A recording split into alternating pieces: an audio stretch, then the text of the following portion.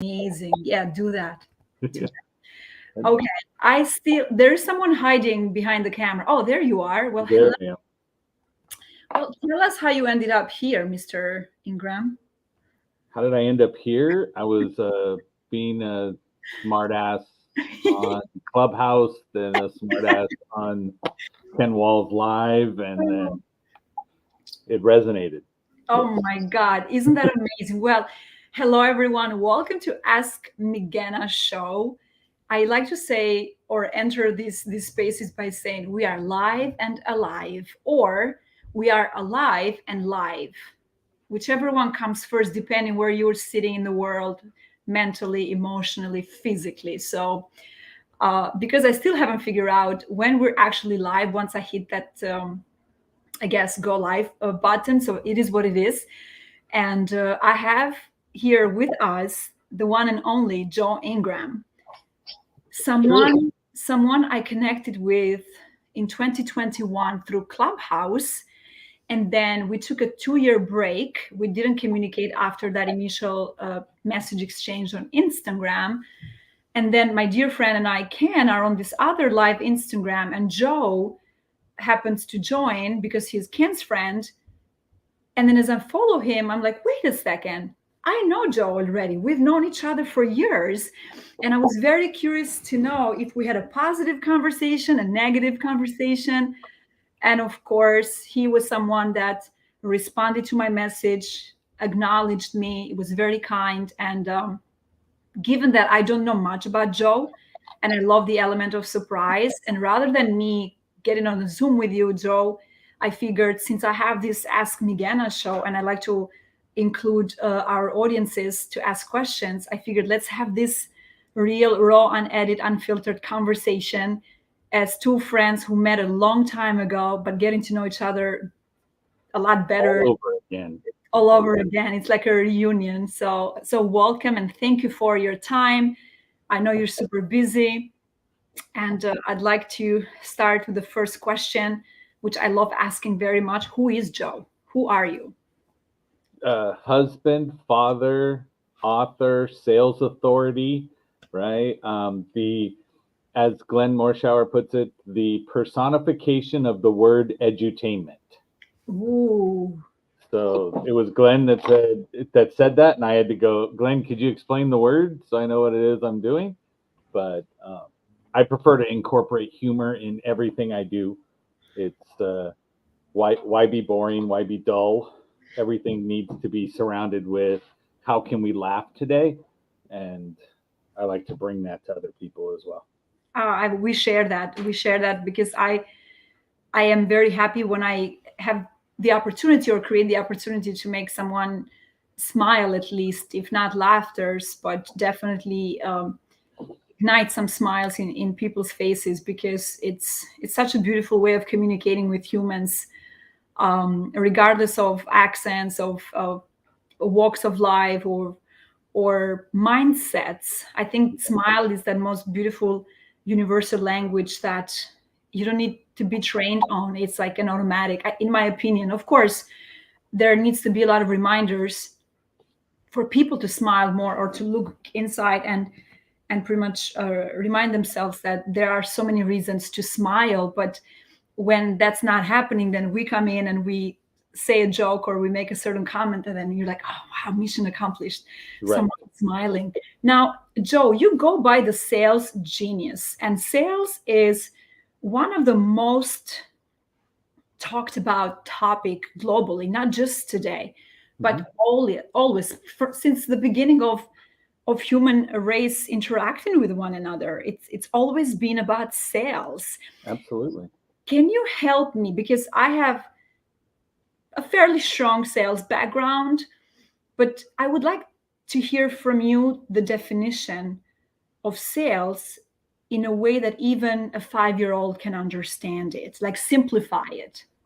So I teach everybody that sales is providing your prospect, okay, with a logical explanation to justify their emotional decision. Ooh, logical explanation. Give me a reason for me to be able to tell somebody else, right? Give me the reason that I can tell somebody else why I spent money. Okay? So that's what happens when you sit down. We all go into whatever situation it is, and we have a desire to purchase something. Okay. Then we say, I don't want to be impulsive. I don't want to be this, is this. And then our other side of our brain, right? The logical side says, do we need this? Can we afford it? No, we owe grandma money. Right? And can you explain it at Thanksgiving that's coming up, right? Can you explain why you're driving a new car, have a new ring, right? Have the $700 pair of sunglasses or those new shoes. Can you explain to grandma why she didn't get her money? You chose to spend it here. I love it. So if you could give me that logical reason, right? And I figured it out because I had to sell myself on an emotional decision I made. So when I was 24 or 25, I bought my first Corvette. Oh, nice. Okay. And so I bought this Corvette, and my family was like, what are you doing? What are you doing? You have a brand new baby that's here. And I was like, I understand that, but my wife at the time and we carpool.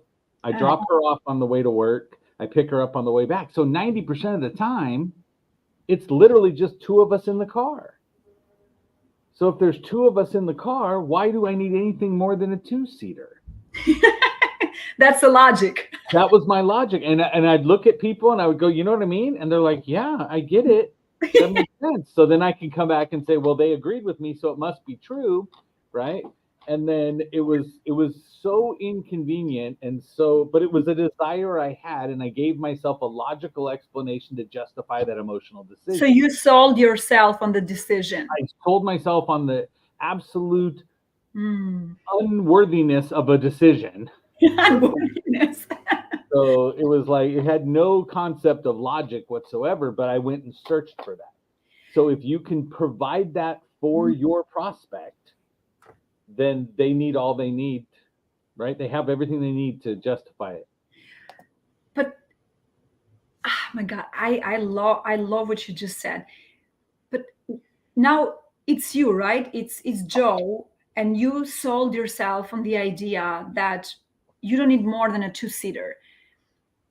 When did you realize that you pretty much were just selling yourself on something that you shouldn't have? Because the true logic, it's not that. That's not how you lead a purchase. And was it something that it took you years to develop?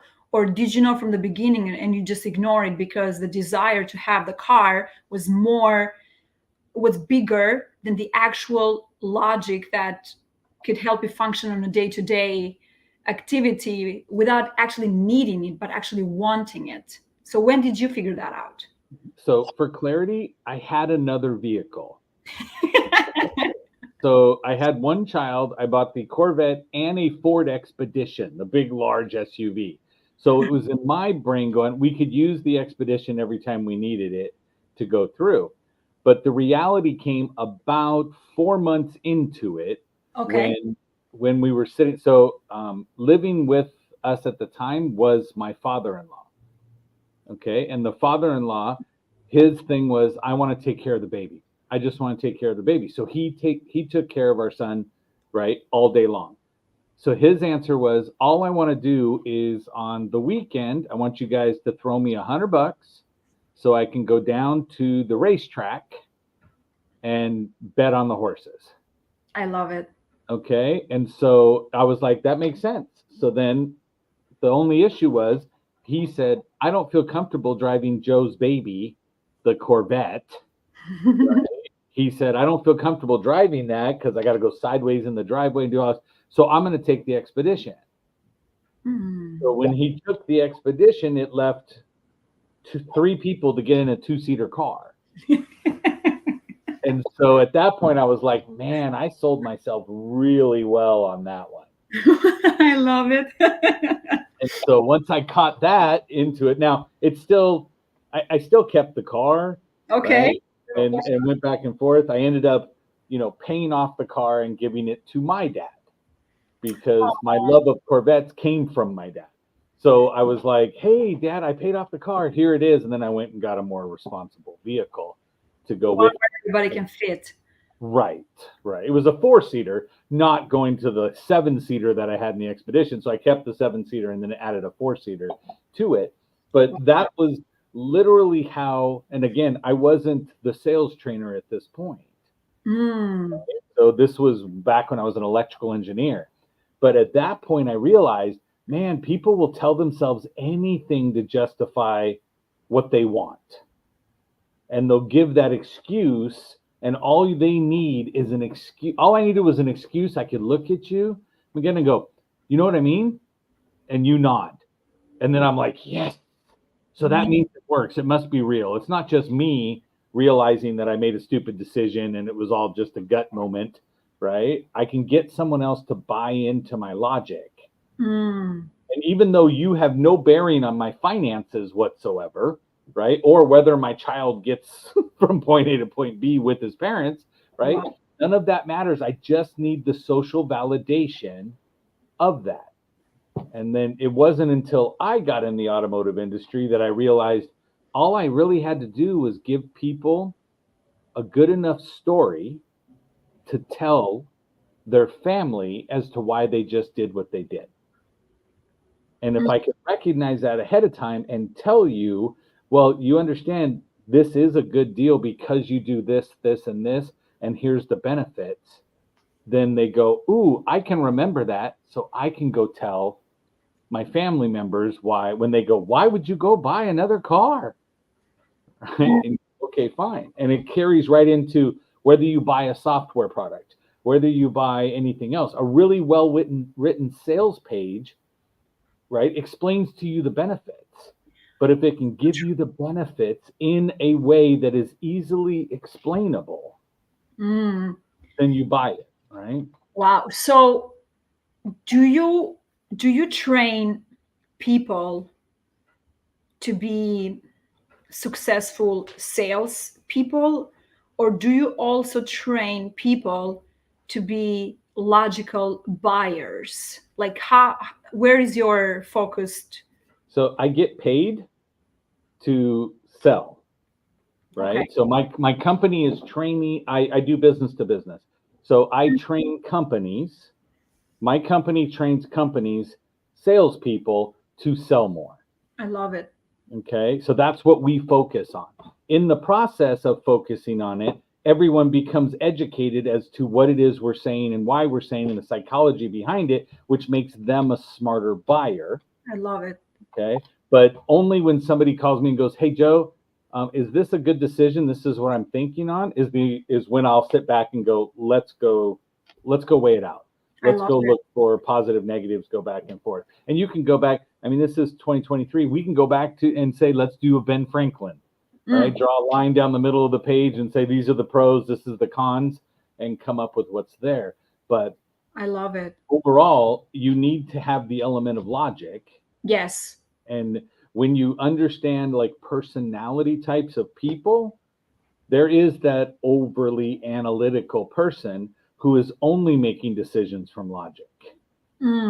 Okay. And so looking at that, that's about 26% of the people. Interesting. Okay. That will be there. So those individuals, I'm sorry, 16% of the people. Let me correct myself for all the analytical people that were there. 16%. Wow. Yeah. So less than 20% of the people are going to be making up that actual demographic. Okay. So if it's less than 20% are dealing with logic, what is everybody else dealing with? Emotion. It's all about the emotional side. And that's why people go, I don't know, I just did it. Right. And that's what, and so again, but how easy can I get you to say, yes, I'm going to do it? And wow, this is fascinating. I've always, until very recently, of course, but for the longest, I had a very, very difficult time when people would call me a salesperson. I live in, so I was born and raised in Albania, moved to New York 20 years ago. since we don't know each other, so I can tell you a little bit about Right, my of course. and pretty much I started working as a hostess in a diner where my only job was to seat people at a table and just say, follow me. And those were pretty much the only words I knew at the time. Like, had no legal status and spoke no English to communicate. And I sold myself to the ownership group, to the manager group, through my smile and my determination that I could do this, because I used to work in my parents' restaurant back in Albania. So I had some experience growing up. The only issue was communicating. But when you are a hostess, you don't necessarily need to communicate with people, because you're simply showing them the table and selling them on that table. Because oftentimes someone would say, I don't want to sit by the window, I want to sit closer to the door, or I want to have my back against the wall. And then that's also a form of selling. So I remember having my first job in this country through selling myself to someone based on looking them in the eye, smiling, and then being serious when the need was to be serious, so I could get the first job. Right. And then something that I didn't know at the time that I was doing, but as human beings, we all sell ourselves to ourselves to get up from bed, and then sell ourselves to the entire world. And pretty much fast forward, I am now a waitress, then I'm a human resources recruiter, then I'm a project manager, area director, supervisor, and then director of business development. So now I went through all of these roles, and boom, my only responsibility is expanding the presence of the company on the Northeast. So I'm fully on just a salesperson, regardless of being a director of business development. I am selling. And when I would go to these events and people would say, oh my God, you're such a great salesperson. And I would be like, why are they insulting me? I am not a salesperson. I am a relationship building person. I nurture relationships. I never once tell somebody I need their business. Not once. And there I am being accused.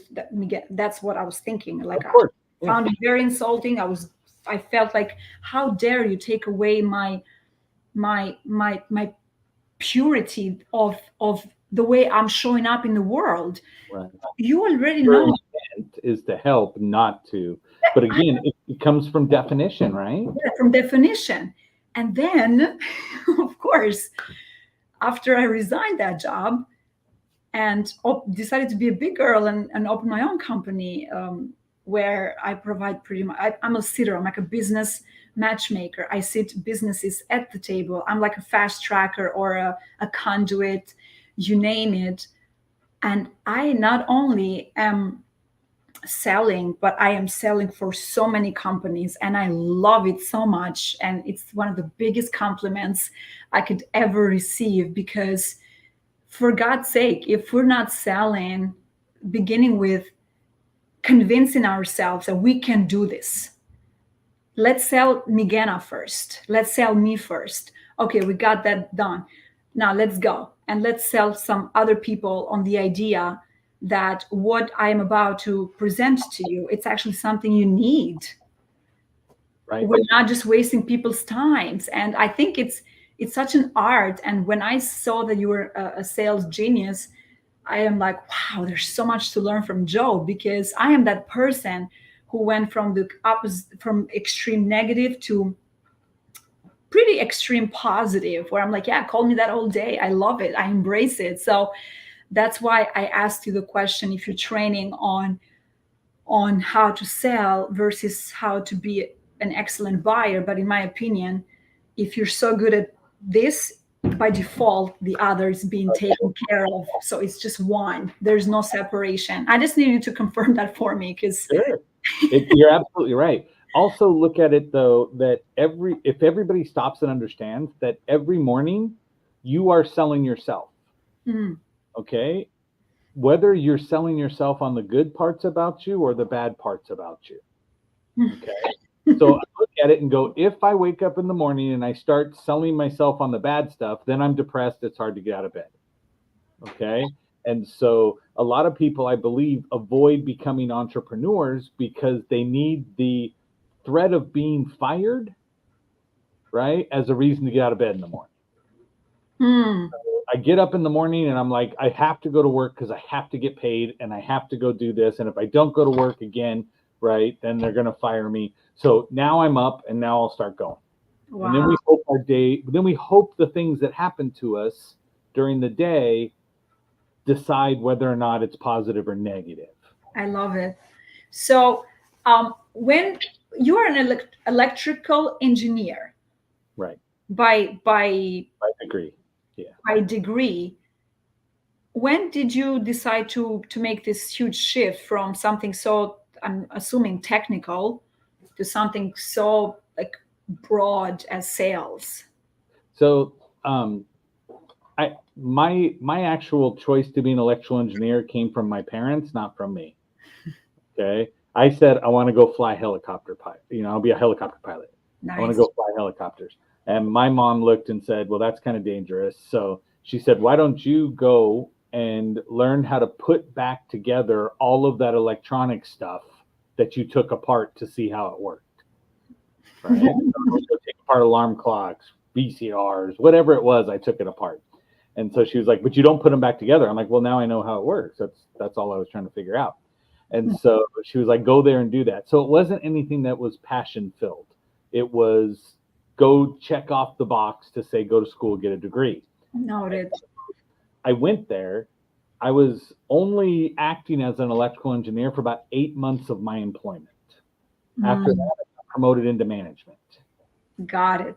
As I got promoted into management and go through, for one, they were like, you talk way more than any electrical engineer we know.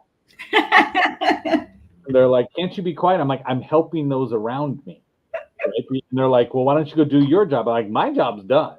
I just know you're paying me to be here, so I'm going to go and help other people. I love it. And so then that just naturally identified me to manage my management. That management would be a way to go.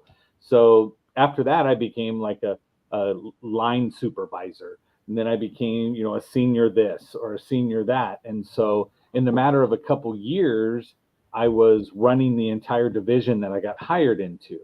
So at 21 years old, 22 years old, I'm managing people that had been working at that company longer than I had been actually alive. Nice. Right? And so I was like, okay. So again, was there a lot of mistakes made? Yeah, I was young, immature, but I was a go-getter and wanted to do more and do more. And everything I was doing was chasing the money. Right? Like if you take this job, pays this. Well, this job pays this. So then my answer was, well, what do I need to learn to do this job? Let me go do this. Let me go do this.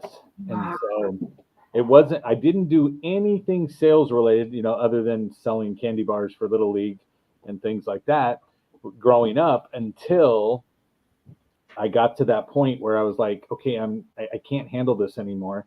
I'm managing, I got a department of 50 people. We're working 7 days a week. It's round the clock, 24 hours a day.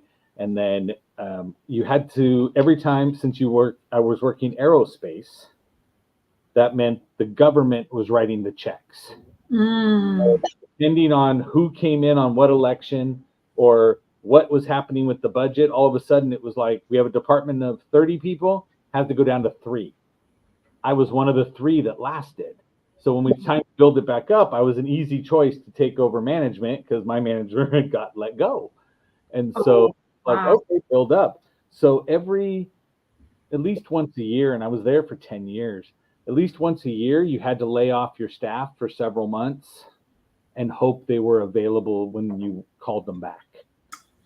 So that was very difficult. It was hard on us because we were a very tight-knit group. Right, you only get great results from the groups that are tight knit. Right, if everybody is staying in their own lane, you don't get great results from that team. You'll get expected results. Okay, we need to stress this out. If you stay in your own lane, you will not get great results from that team. If everybody stays in their lane, right? Then Okay. everybody is doing the minimum they need to do. You Mm. will get expected results. If you go, look, I have 10 people, the 10 people are producing 10 items a day, so I know I'll get 100 items a day. Okay. If you have a tight knit team that bleeds over responsibilities and roles, then all of a sudden you're getting days with 120 produced, 140 or 150, because it becomes exponentially easier because we all find ways to help, as Right. opposed to me staying in this. This is what I do. I love it. And so it's the same thing in a sales team. If Yeah. you tell me I have to do 100 dials today, the person who's going, I'm doing 100 dials, instead of the person chasing a result, which you're saying, come on, guys, let's all get together. The department is going to produce this today. Mm. Okay. And then you have the people inside the department. Some people are like, hey, I go with the flow. Other people cause the flow. Mm. Okay. And so you got to get the ones that are causing the flow to go, that's the minimum then. If that's what you want for today, that's the minimum. And you start going. So they will drag along the other people with them to overproduce. And it only takes a person in the flow that gets dragged with everybody, only takes them a couple times to experience the success of the person who's driving the flow before they become a flow driver too. I love it. And this is such an excellent uh, point, which leads me to this question, which is maybe a two-part question. Do you think, based on what you've seen so far, that in order for a person to be a successful salesperson for their company, for their team, or for the company that they run themselves, they have to have the personality? Or do you think that sometimes, based on that example, when they observe the flow and the success of others, then maybe they are motivated and they give it a shot? So can a salesperson be trained to be an excellent salesperson minus the personality, or is that a must? No, absolutely you can. I have a lot of people that I wouldn't want to have a conversation with outside of work that can sell a lot. Okay. So they can, but those are the individuals. Like, okay, so one of the funniest things you ever hear on a TikTok or Instagram reel or anything out there, is the person who turns on their customer service voice. They're like, yeah, well, this is what I'm doing. And then they go, hi, thank you for calling, blah, blah, blah. Right. And now all of a sudden they've got a different persona for what they do. Person can do it. It's just if the person on the other end of the phone, the other person across the desk, the person across your emails or texts, those individuals can pick up when it's not genuinely you. Some people can. But when you look and say, how many intuitive people are there? There's not a lot, because we've been taught to not recognize what intuition is and just go by fact. And so, Wow. so that's what school teaches you. That's what everything teaches you, is don't listen to the voice inside, right? Go and do math and lay it out and figure out what it is. So Data, statistics. yeah, it's all just run the stats, because men lie, women lie, numbers never do. That's what we've been taught. Exactly. Wow. So when a company hires you to solve a big issue, which is driving revenue, Revenue, lack of sales, yeah. lack of sales revenue, um, what kind of companies do you work with? Do they have to have a minimum of X amount of employees, or if their goal is here and you only work with people whose goals are here? Like, what's your area of expertise? Do you have a niche that you focus on? So I used to be the broad spectrum guy that Okay. says I can help everybody, and that's a really easy way to go broke, right? And so to me, what happened was I had a lot of success in the automotive sales industry. Okay. And so while I never held the title of a car salesman, I don't think it's a bad title to have. But when you look at it, my income never depended on me selling a car. Okay. It did depend on me converting prospects into live bodies downstairs, right, in the showroom. And then from there, it took closing deals. and then it took management and going through. So I've ran very large dealerships. Got it. Right. And so my specialty is there. And that's the easiest thing for me to leverage back to my success is to say, I can go in because I know everything about the automotive space. I know everything about inside a dealership wall. Now, I've converted the same steps and logic from that into chiropractor office, dentists, right? I've done it with moving companies. I've done it with software companies, video gaming companies, right? But I allowed them to come to me outside of my niche. I don't actively go pursue them outside of my niche. I pursue my niche. And so if somebody comes and says, well, you're really successful doing this. Could you help me with this? Then I just find the similarities. I find the way it works. But I prefer to, my ideal scenario is give me a virtual prospect and I'll show you how to convert it into a real sale.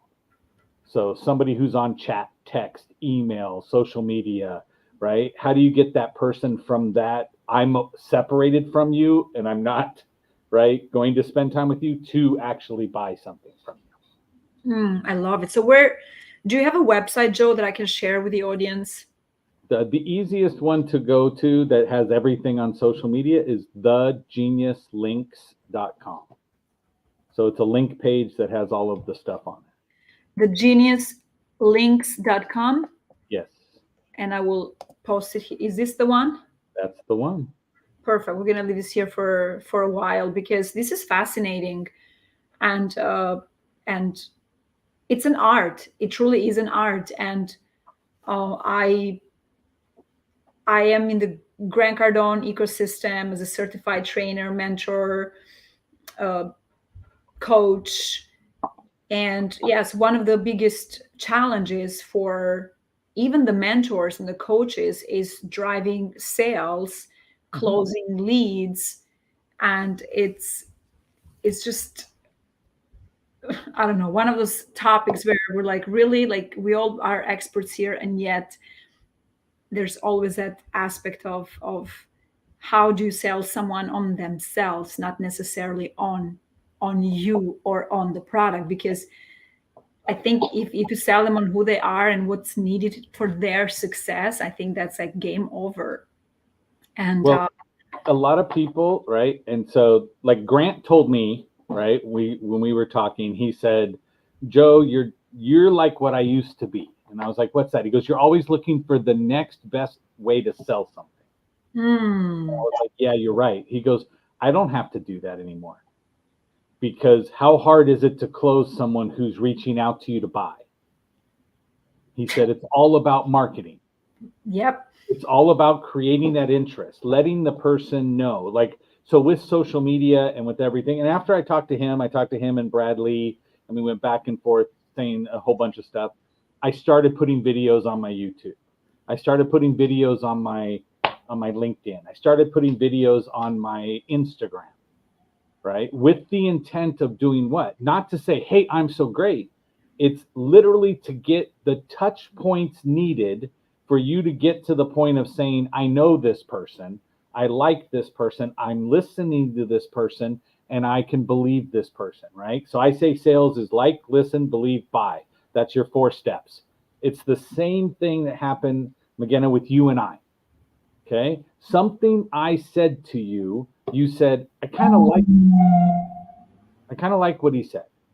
So then we go, oh, there's like. So then you intentionally listen. You listen to what I'm saying, you like more. You listen to what I'm saying, you like more. Then you just go with, if Joe says it, I believe him. Yep. Credibility. Now you got to the point of going, there's enough things you've said that resonate in my gut as being true that I believe you now without having to second guess. I love it. Once I get to that point, you can buy into either a product I'm selling or me as a person. It's the same thing you go through to find your best friend, same thing you go through to find a spouse, right? Every relationship you go through, it goes through that. So you throw out enough about you on social media, then you're going to end up finding people that already like you that go, I know you, right? Yeah. Go, how do you know me? Yeah. Grant always talks about it, be known, be known, be known. And he cannot stress it enough. And also, marketing is senior to sales. Yes. And I believe that so much. And when people ask me, especially in the real estate investment side, because I help a lot with the capital raising through syndications or not, but just love being that relationship builder, nurturer, and building myself as a stronger source through the who's in my life.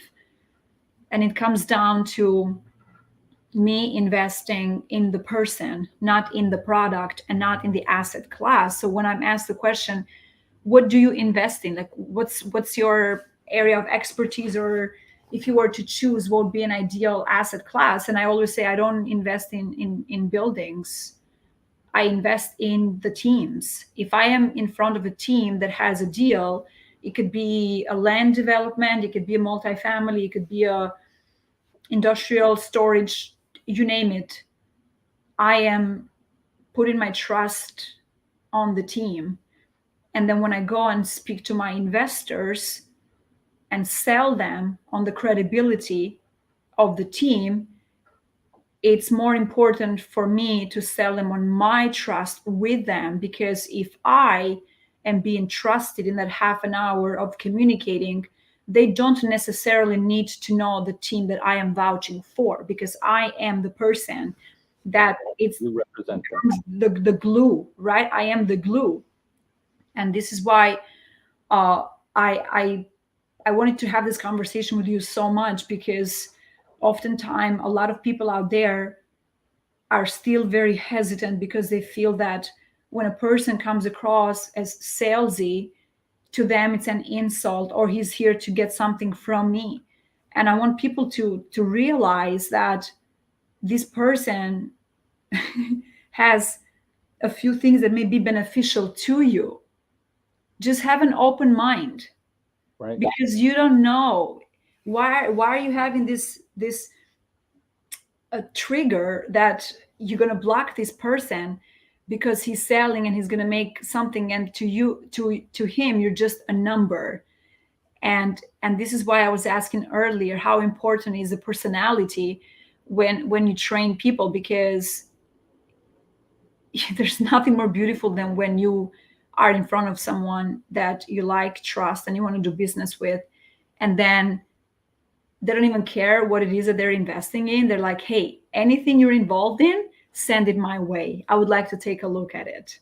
And you could be buying a two-seater Corvette that they need, or a Rolex. And of course, we are very how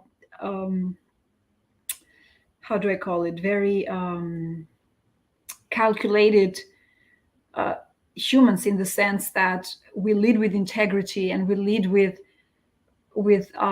ethics, because we're not looking to make a sale. We're looking to build a friendship, a relationship, so they can refer others, so we can help more people. And as a result, they look like superstars because they're the ones who put us in touch with that third party, or so on and so forth. So it becomes this big, beautiful world where everyone is interacting, collaborating.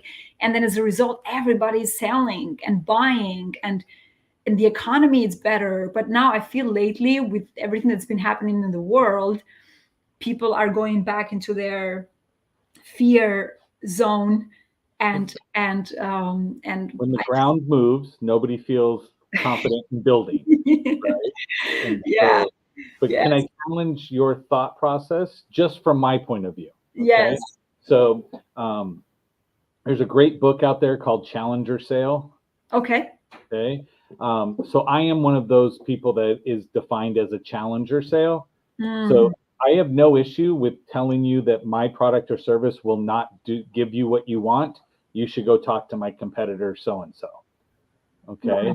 So I look and I do it opposite.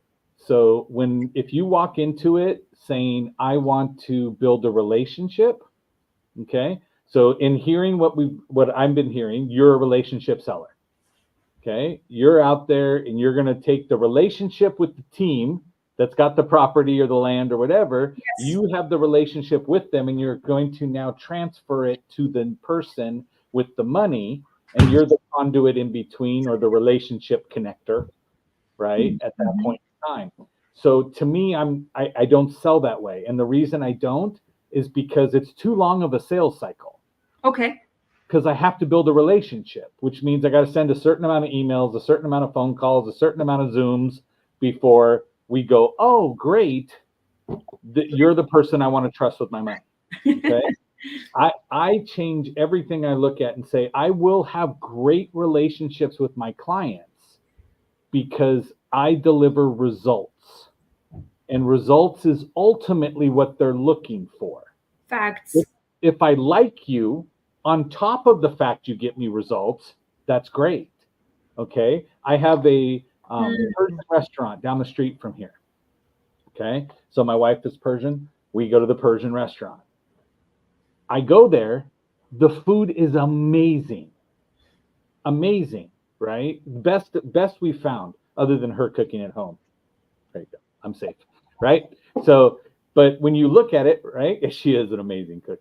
But as you look, the restaurant has bad service. Okay. So the service is less than stellar while the food is stellar. Okay. So then they're not building a relationship with me, but the result of the food quality is what gets me to go there.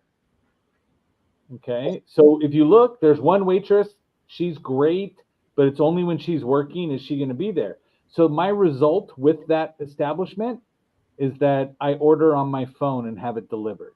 Okay. So the relationship isn't there. The results are there. And I want the results. If they were great people, I would eat in the restaurant most of the time. If I could text the good waitress and go, are you working today? And she was like, I'm working, then I'd be like, great. Because I don't even have to order when she's working. Right. Because she knows. Like, I got you. She looks at my wife. Do you want this one or this one? Because she doesn't order the same thing like I do, right? She wants to explore the menu.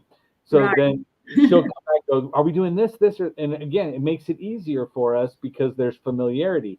That's the best of both worlds. I love it. That's great. But I don't want to go to a restaurant and go, your food sucks, but I like the people here. Yeah. Right? So that's the wrong result with a relationship. Yeah. So my clients that I've had, my clients tend to stick with me long time. Why? Because I focus on delivering a result first. Okay. Like I had one person that I worked with years ago who said, I only hire people that I want to go have a beer with. Right. And I told him, I said, okay, great. Here's the thing. I don't drink, because he was hiring me to come do a job to actually run his dealership for him. And he's like, he goes, yeah. And I go, well, I don't drink. He goes, well, then you can have an iced tea or do whatever, right? Because I drink iced tea. And so he said, yeah, you can do that. It was a very short-lived relationship because I was chasing results and he wanted a buddy. Noted. He wanted somebody to be his friend kind of deal. And I was like, I don't operate that way. I mean, I totally spun this dealership from losing money to positive in money to producing great money, recognized by the factory for all of the changes we made in the customer satisfaction. And he came in and let me go, right? He walked in and he fired me on my birthday, right? On a holiday weekend, and said, just so you know, on Tuesday, when we come back from the weekend, I have another person who's going to take this place over because I think you took it as far as you could. Oh my God. I'm like, I'm sorry, what? And he was like, yeah. And then I said, whatever, I don't care. I can find something, right? I was like, great, that's fine. I have enough confidence in me. And so I said, whatever, that makes you feel better. Go ahead. So then he tells me, well, the person who's coming in is someone who was not from the industry, has never done my job, but was his buddy. So he brought in his friend. They immediately went from profitability to losing money every month. And he lost money for the next 2 years. Now his buddy only stayed for 3 months and said, this isn't for me, and jumped out. And he played the revolving door of people, right, that he was going to bring in, because everybody he hires has to be someone he wants to have a beer with. Terrible, terrible. That's And terrible like, business move. right, I got rid of the results person because I want the relationship person. So Well, my thing is, if wow. you look at personality wise, right, there's 4 personality types. The odds of you clicking with somebody is 1 in 4. And it usually turns out to be 1 in 5 for you to get the 4 different people, right? And so it's 5 people to get to that. Bless you. And so looking at that, the average closing percentage for a salesperson is 20%. Mm, Okay. And wow. then everybody goes, I'm awesome. I'm at 20%. And I'm like, you only sell to the people that are like you. Yeah, I'm very happy you brought that other aspect of the result driven versus the relationship, because something that I need to make very clear for everyone that's listening out there. When I say that I invest in people versus actual deals, it's because these relationships have been established for sometimes 2 decades, 1 decade. I have personally seen full cycles, the results that are needed for me to trust this partnership with my own investment before I go out in the world and bring someone in, because I've done the homework. And if I have skin in the game, if I trust Joe because he's been training for, a few Yeah. days and then some, like I've been out there a while. Look, I earned the gray. Yeah. exactly. So this is why I always say, you at the end of the day, everyone makes their own decision regardless of how much credibility we have out there in the world. There will be the ones that are super skeptical, super analytical, and again, that's not going to be a reflection on you as being that good salesperson to convince someone to close the sale or not. But I agree with you so much, because there's nothing better than you earning someone's trust based on the results that you deliver. Because ultimately, you and I are in this partnership, friendship, because we are expecting a result. And what is that result? Trust, ethics, integrity. Because that's what I look for in a friendship. In a friendship, then when we go to sales, we hire Joe. He said that within the next 60 to 90 days, we are going to increase by 5 to 10% based on implementation, which is very important. And there you are 2 years later, and there's no results. And Joe, it's wonderful. We can have a beer together, but I can't hire you and I cannot trust you with my business. Exactly. So that's why I love this so much, because Joe, you couldn't be more right. The way this sales art works, it applies to businesses, it applies to friendships, it applies to marriages. I've never been married or engaged, so I cannot speak on that. But I always say that I know a thing or two about marriage because I live with a married couple. Like, they're my roommates, and people are like, "What?" I'm like, "My parents," and they're like, "Oh God, okay." People freak out. I'm like, hey, my roommates are married for 40 something years, and like, really? Wow, why would you live with a married couple? I'm like, because they're my parents. Yeah. So I think you smile too. So you're like, oh, Yep. wow, because you probably were like, what is going on over here? And that's why I learned through their experience. And when it comes to selling, my mom sells on my dad every day. My dad sells on my mom every day. We're going to Albania this month because 10 reasons. No, here goes the other 10 reasons why we shouldn't. I'm like, oh my goodness, this is so good. I love it.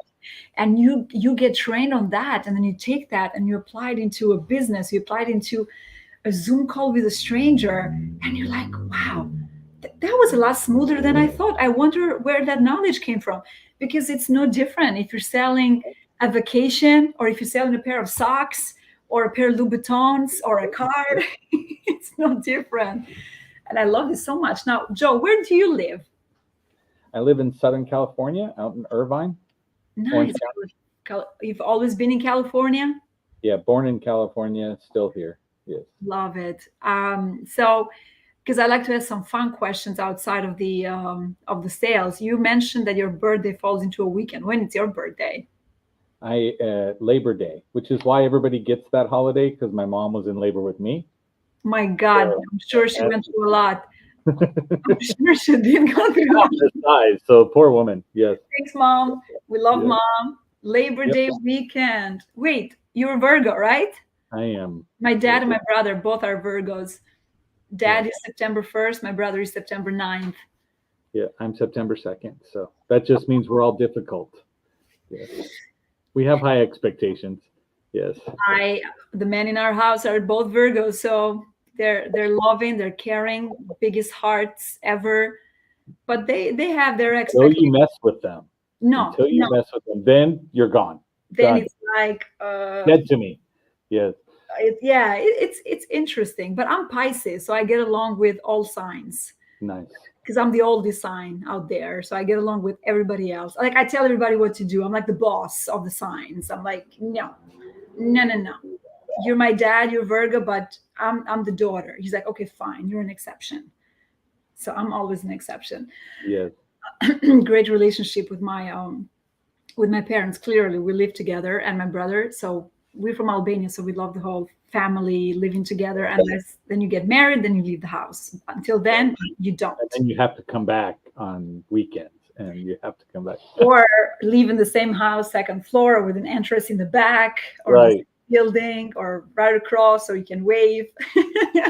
I love it. Now, Joe, if you were to give an advice to a 22-year-old who just graduated, he's hired for his first sales job, and then he has a quota to meet, and he is sweating, he's nervous, he just doesn't know, what would be something that you would guide him as a mentor that he So keeps in mind?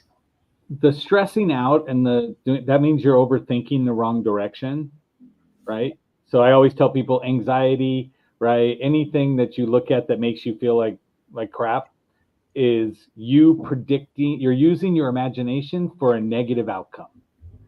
So you're taking whatever you could have envisioned as positive, you envision the negative outcome, which your body reacts to that negative outcome.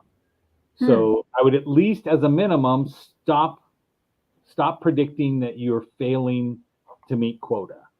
Okay. Okay. And I would say if anybody is in sales and they're not selling enough, I will say the biggest factor is you aren't listening. You're so busy trying to talk and be heard, you forgot that they want to be heard as well. And so, right, we've all heard that nobody cares, right? Nobody knows whatever.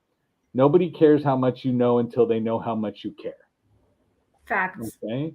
So again, it's about being respectful. It's about doing things. But I will tell you, a 22-year-old that's in sales is calling people sir, is calling people ma'am, is calling Mr. So-and-so or Mrs. So-and-so. And that's absolutely the wrong thing to do. Okay.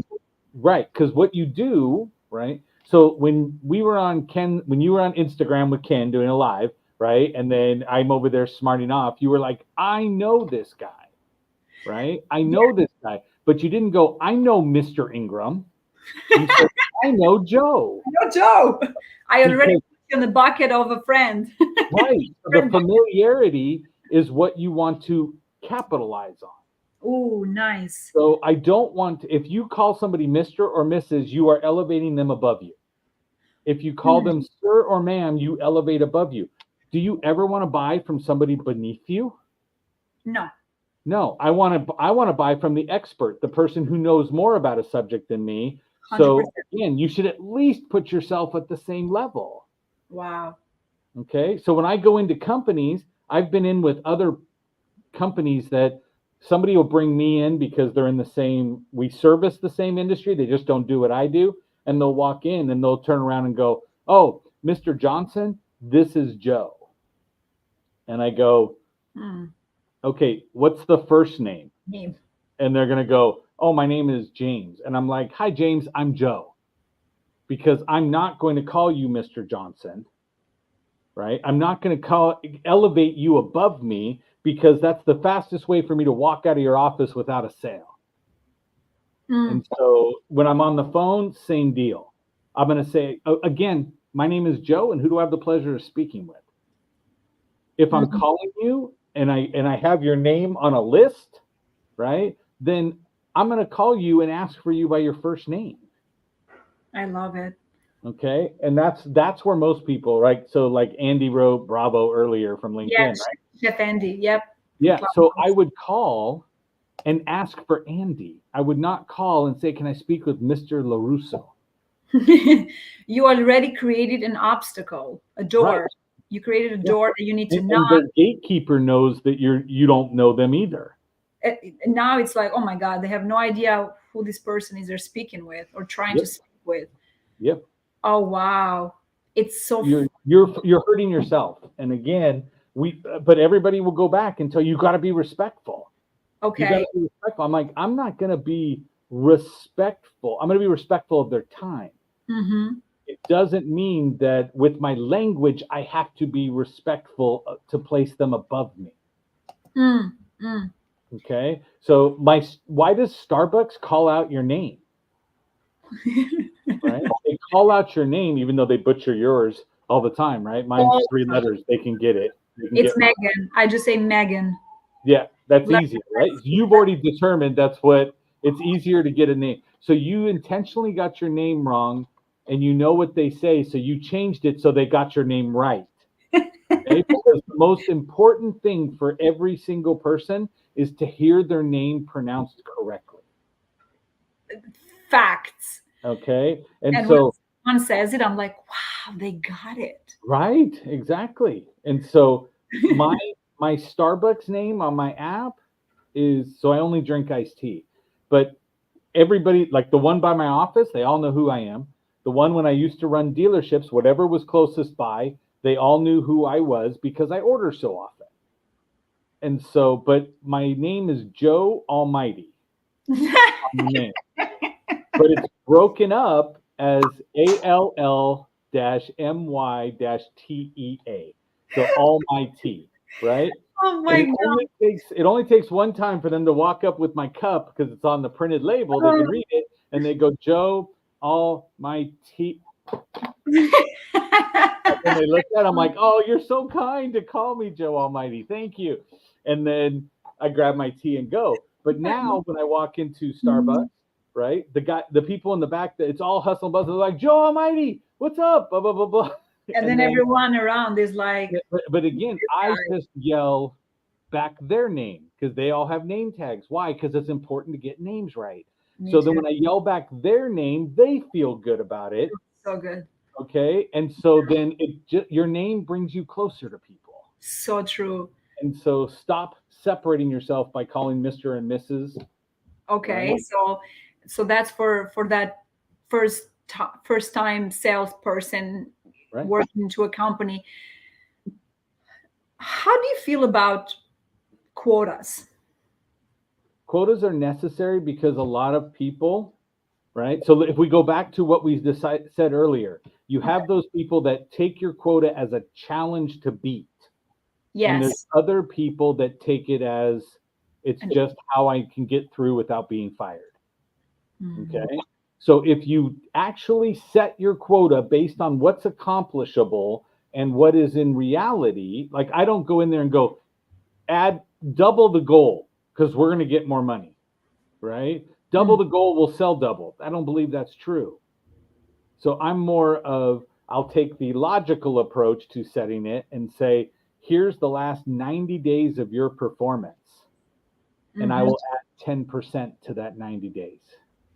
Wow. But I'm still going back to when I was first time salesperson and it felt so negative because I didn't understand KPIs. I didn't understand that quotas are necessary. To me, it felt like a setup. That's how I felt. Like, because I already in my mind created that negative relationship between me and sales, because to me, it's like, why should there be quotas where I'm just going to go to work every day. I'm going to make the calls and I'm going to build these relationships, because to me, having a quota, it means that now I have to be more pushy.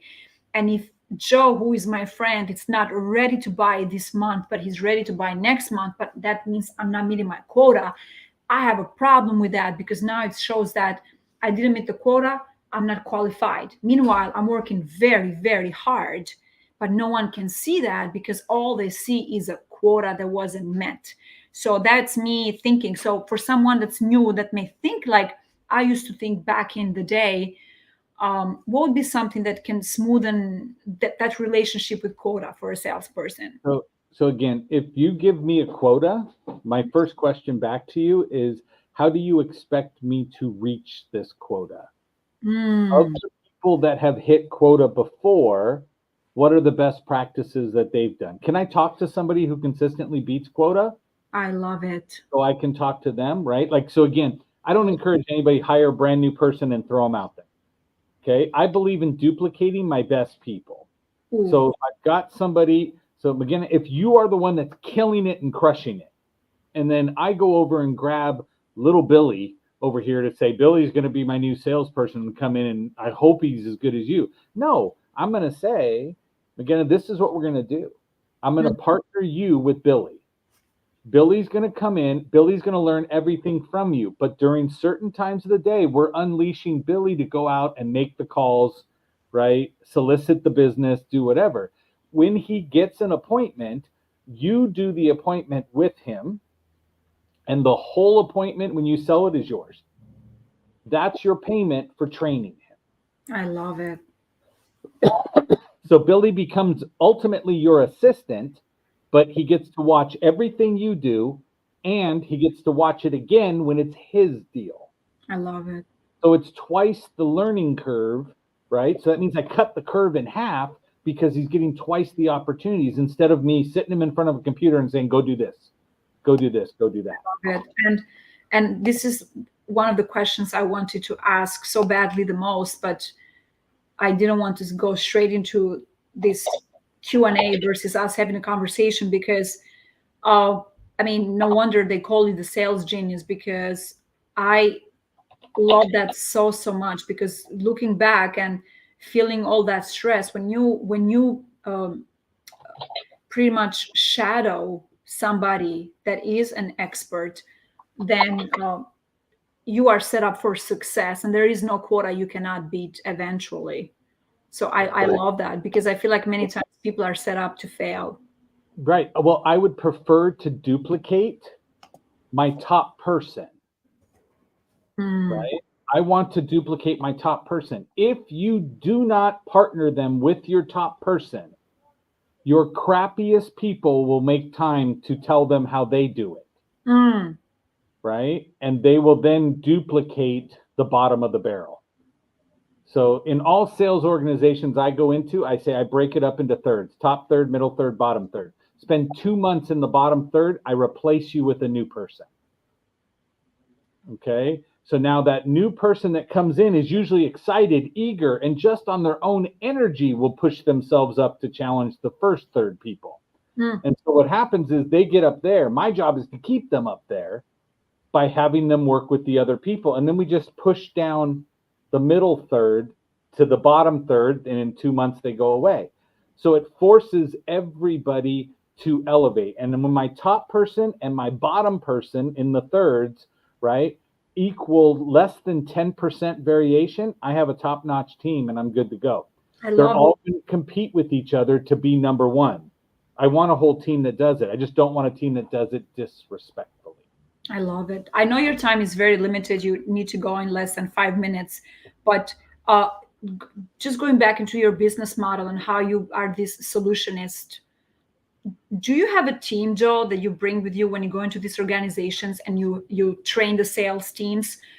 Or do you also have companies that hire you directly, and then you sometimes have to travel to that state and be there for a full 30 days, 60 days, 90 days? Like, how is your company structured? So right now there's me. I have a VP of sales who handles the prospecting, the sales calls. and then I have 4 trainers that work for me. Oh, I love it. So I will send the trainers out. So the goal for me is to go speak. The goal is to, now I do have clients that I've had for years Okay. that only want me in their company. Okay. Understood. And so your average dealership sells less than 100 cars a month. Across the US, it's less than 100. Okay. I've ran dealerships that I've taken them to 1,000 cars a month. So less than 100 to that, I beat 10x. Haha. So guess who I poked at that? Yes. So I'm above that. So it's 89 units a month is average, and I get to 1,000 cars a month. No, So I have it. So then I have dealerships that do 400, 500 a month. okay. That when I come in, they're like, I don't want your trainer. Yeah. I don't want your trainer because your trainer hasn't done 1,000 cars a month. Noted. Right. And so, but I have ex GMs as trainers. I have ex general sales managers as trainers. Right. So I have top performing people. So if they were running a store doing 400 and you're doing 200, yeah, you can learn from that person. They've all been trained by me. They've all shadowed me. I love it. They've traveled with me. They've seen what I do. I have a file, right? So I believe in edutainment. So I have a file of all funny videos we can play during training. So what I do with the training one is I go, look, training's going to start we're going to be there at 9:30 and it's go time. So my trainer's there early, sets up a video, and at 9:30 they hit the button on this funny video. It runs about 6 minutes. Mm-hmm. And then by that time, everybody's laughing. Mm. When everybody's if they're not laughing in a sales environment at a funny video, then I'd say we need to be worried about that person. And I've walked out of the room and said, guys, I'll be right back. I walked out, told the person, said, hey, so-and-so just totally was offended by the video, right? That thought it was, and I'm like, this is not going to be your top salesperson. This is not going to be, this is something you need to find a different spot. What a great way to identify. Yeah. What a great way to identify. I love it. And that's the reason why I ask you, because I want to know if you speak on stages and you train people, and if someone wants to reach out to you, is the geniuslinks.com the best way for them to click on that speaking? Yeah.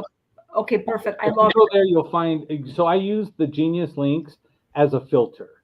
I love it. Because in there is a link to the YouTube channel. It's perfect. A link to a sample training.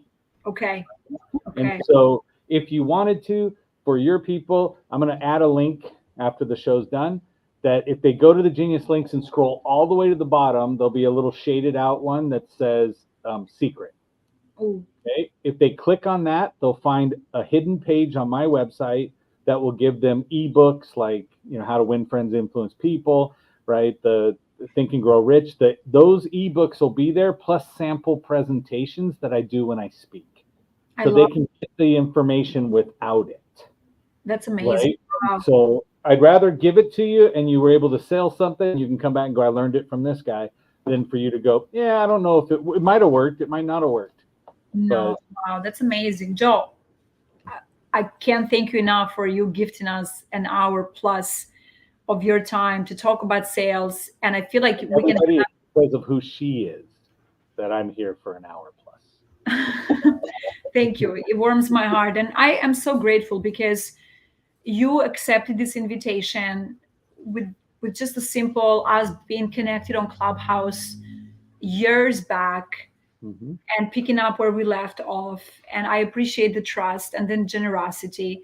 And I know that my podcast is fairly new. Not once did you ask me, what's your viewing? How many people have you interviewed so far? You said yes with zero questioning. And that means the world to me. And I want you to know that, because I know that time it's what do they call it? Time it's non-refundable. We don't get it back. And that means everything to me. And the fact that you don't question your safety in this environment that you knew nothing about other than knowing my name and that I'm Ken's friend and that you and I were connected. And those were like some indicators for you to say yes. So it means so much to me. And I would love to have you back again and to speak about more things outside of sales. Sure. But can you leave us all with one message for the world, a message of encouragement that doesn't have to be about sales, but from Joe to the world? So I have a giant poster above my door that I had made, okay? And it says, never be normal. Normal people get normal paychecks. Okay? And so I don't want you thinking you have to do the same thing that everybody else is doing to get results. Okay? And I think most people definitely think, oh, wait, I have to do exactly what this person did to get there. Oh, Right? wow. You had mentioned earlier was personalities differ. Yes. Okay? So play to your strengths and do it your way. Oh, wow. Now I know why you said yes, because you don't say yes to normal people. Right. Absolutely. Now I get it. Absolutely. I agree. I reward the hustle.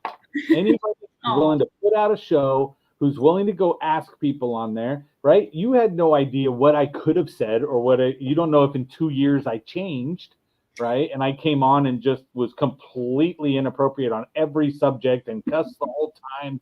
And you didn't know any of that. You took the risk too. But I like to reward the hustle. Oh, I love that. I love that. I'm going to write that. Reward the hustle. Thank you so much. Have an amazing weekend. Thanks for sharing. Thanks for giving. And do not, what do you say? Do not invest in normal people who receive normal paychecks. What was that? Normal, never be normal. Normal people get normal paychecks. Never be normal. Normal people receive or get normal paychecks. Oh my God, you're funny.